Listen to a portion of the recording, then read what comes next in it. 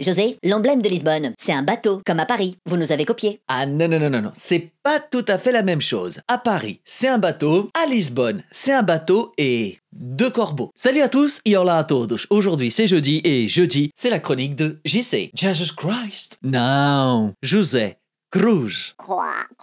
Les Portugais et l'océan, c'est une longue histoire d'amour. Oui, comme Paris, sauf que nous c'est la Seine. Et depuis la nuit des temps, de nombreux bateaux se sont élancés ou bien alors se sont échoués sur les plages de sable fin du Portugal. À Paris aussi on a du sable. Paris-Plage. Et Lisbonne, la capitale du Portugal, a choisi comme emblème un bateau avec un corbeau à la proue et un corbeau à la poupe. Poupe, proue, poupe. Petite parenthèse, si comme moi vous savez pas toujours comment différencier la proue et la poupe du bateau, il y a un petit moyen mémotechnique très simple. La proue, PR, ça commence comme premier. PR, proue, premier, c'est l'avant du bateau. Tandis que la poupe, PO, ça commence comme popotin. Popotin, c'est l'arrière du bateau. Proue, poupe. C'est cadeau. Mais revenons à nos moutons, ou plutôt à nos corbeaux.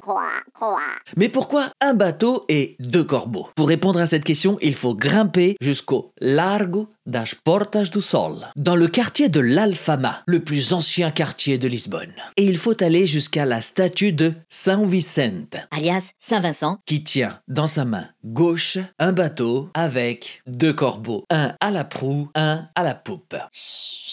L'histoire raconte que lorsque le premier roi du Portugal, Dom Afonso Henrique, réussit à conquérir Lisbonne, il ordonna qu'on aille chercher les reliques de São Vicente, alias Saint-Vincent, qui étaient enterrées dans une petite chapelle dans le sud du Portugal, au Algarve, tout près de Sagres, au Cabo dos Corvos. le cap des corbeaux. Et il ordonna que l'on ramène les reliques dans un coffre jusqu'à Lisbonne. Par bateau, bien entendu. Mais lors du voyage, une tempête se leva.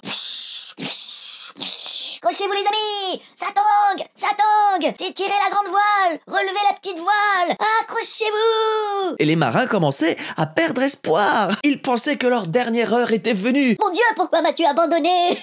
Je n'ai pas coupé le gaz avant de sortir de la maison. Il faut que j'appelle ma femme. J'ai plus de batterie. Oh, tout s'acharne, pourquoi es-tu contre moi, mon Dieu? Et c'est alors que dans le tumulte des flots, les marins entendirent des